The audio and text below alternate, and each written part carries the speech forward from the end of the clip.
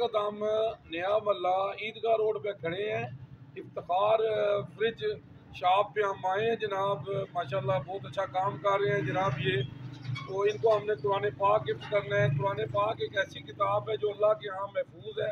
اور اللہ نے اس کی قسم دی ہے کہ اس کو کوئی بدل نہیں سکتا، اگر ہم اس پر عمل کریں تو ہماری زندگی بدل سکتی ہے۔ میں کیا بیان کروں، رسول اللہ صلی اللہ علیہ وسلم کی شان میں اللہ نے سب کچھ نازل کر دیا قرآن میں۔ اما عائشہ سے کسی نے پوچھا کہ آپ صلی اللہ علیہ وسلم کی سیرت کیا ہے، تو اما عائشہ فرماتی ہے قرآن قرآن قرآن۔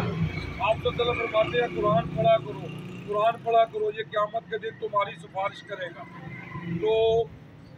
اللہ قرآن پاک میں فرماتا ہے انسان کو وہی ملے گا جو اس نے کوشش کی، تو آج ہماری بھی کوشش ہے، ہم قرآن پاک گفٹ کرتے ہیں جی، بسم اللہ جی۔ تو جناب اللہ تھوڑے کاروبار کی برکت پائے گی، تو ماشاء اللہ دوسرا سال نال ایک وعدہ کرنا ہے جناب کہ صبح آ کے نا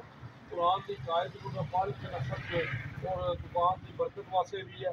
کیونکہ ساری اکثریت قرآن پاک نو پڑھ رہی ہے پر ترجمے نہ نہیں پڑھ رہی، چراغ تھلے اندھیرا ہے، قرآن پڑھیا جا رہا ہے، وہ سواب بھی مل رہا ہے، اس کوئی شک نہیں، پر ایک اللہ کا ایک میسیج ہے کہ سانو پتہ چلے اللہ سانو میسیج کے دینا چاہتا ہے، کیونکہ اللہ قرآن پاک ہی فرماتا ہے نبی جب میرے بندے میرے بارے میں سوال کریں تو کہہ دو میں تمہارے قریب ہوں اور تمہاری پکار کو سنتا ہوں، اور تمہیں بھی چاہیے کہ مجھ پر ایمان لاؤ،